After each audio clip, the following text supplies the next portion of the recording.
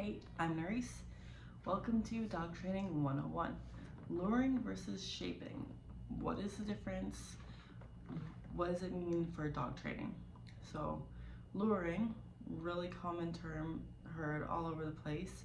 You're using a treat or a toy to get the dog into a position, or it's really common in agility training to get the dog up and over the jumps, through the weave holes, that sort of thing.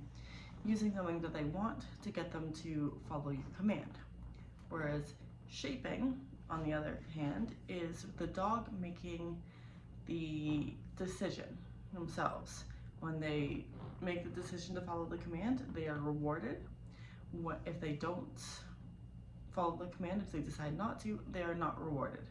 In balance training, they would get a correction. In all positive training, they would not. They would only get rewarded once they didn't make the decision. Now, between the two of them, as a balance trainer, I'm using shaping. You can use either or for either all positive or balance training, it doesn't matter. But I personally use shaping, so my dog has to make the decision. So in shaping, I give a command. My dog has 3 seconds to either listen or not listen to the command. And then I give her a correction and then immediately followed by praise, as I explained in what balance training was before. Luring, on the other hand, is used occasionally. When I teach down, I do use a lure to get them to follow a treat, or if they're not overly food motivated, follow a toy to get them into that down position. It's really easy to do it down that way. A lot easier than teaching right off the bat with shaping. But as soon as the dog knows the position, then it turns to shaping, where I am, getting my dog to make that decision themselves. And if they don't, correction. If they do, praise, reward. However, with lure training, and this is directly from a person who trains using lure training themselves, you can really compare it to a donkey following a carrot on a string and a pole, like you see in the cartoons, that sort of thing. You are thinking more of the finished product rather than breaking it down into little steps, which you do with shaping. Now, in terms of all positive and shaping, it's a little bit different than with balance training. Balance training, give the command, my dog has 3 seconds, and then I either correct them or reward them, depending on what they decide to do. If I'm teaching it, say I'm teaching sit, I give the command, give my dog 3 seconds. If she sits, awesome, praise. If she does not sit, then I put her into the position. I'm manhandling her a little bit, but nothing rough. I'm being gentle, and to where she's in the position, then I praise her, and so she understands that's what I want. And then once she knows the command, it's give the command, wait the 3 seconds, praise or correct. So that's teaching it in balance. But in all positive, shaping is really breaking it down into little steps. So an example that I've seen for all positive, for you want your dog to lay down on a mat. It's the most common example I've seen online for shaping. So I want my dog to lay down on a mat.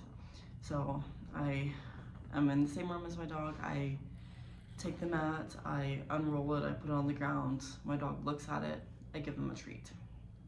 My dog goes over to inspect it, I give my dog a treat. My dog steps on it, I give them a treat. My dog lays down on it, I pair that with a command and give them a treat.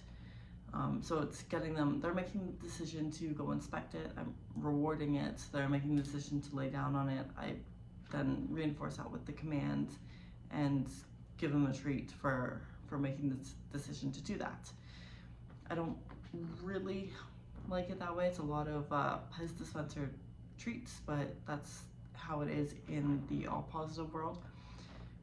Balance world, your dog gets a correction if they don't follow it, but again, they have 3 seconds to make that decision before either correction or reward. lure training is usually an all positive thing. I have seen it with balance trainers, especially if they teach or if they do dog sports of any sort, where they will use lure training.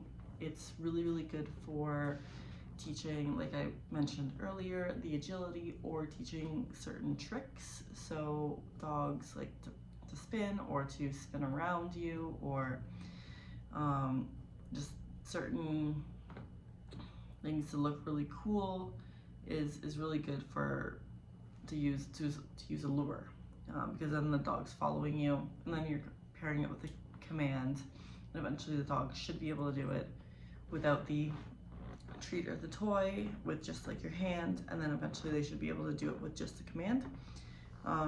And you would pair corrections in there for certain things. If you've ever seen they used to be like the I'm Super Dogs. I forget what the group is called now. They might just be Super Dogs or something like that. They're doing all these cool tricks. They're doing a lot of agility, but they're doing cool tricks where they're jumping up onto their owners' backs and through their arms. That's all lure training. And if you see any shows like that, where Canine Circus would be another one. That's a pretty well-known one here up in Canada, where they were on Canada's Got Talent. You see the handlers, they'll have like toys that the dogs want, and usually to get the dogs to go with them, they're all off leash, and to get them to do their tricks, bring them onto the stage or bring them off the stage, they're using a toy of some sort that the dog really, really wants, really, really likes, using that as a lure to follow the direction.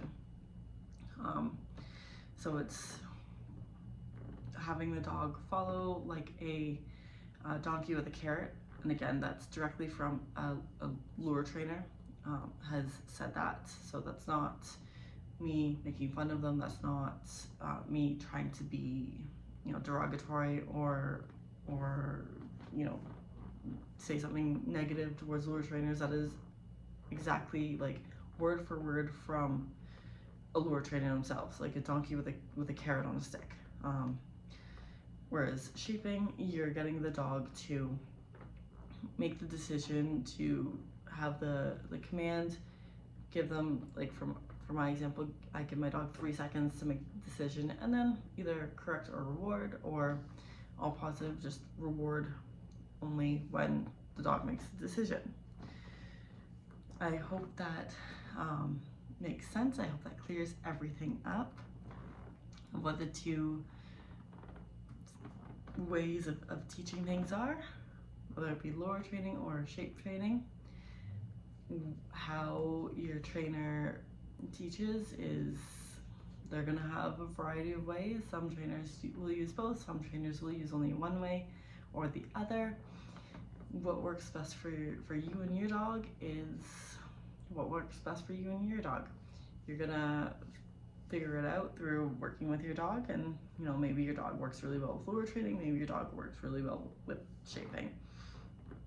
So if you find a trainer, you figure out the way that they train, either luring or shaping, and then use that, build up on your dog's skills, and you'll figure out what works and what doesn't work for your dog. Bye.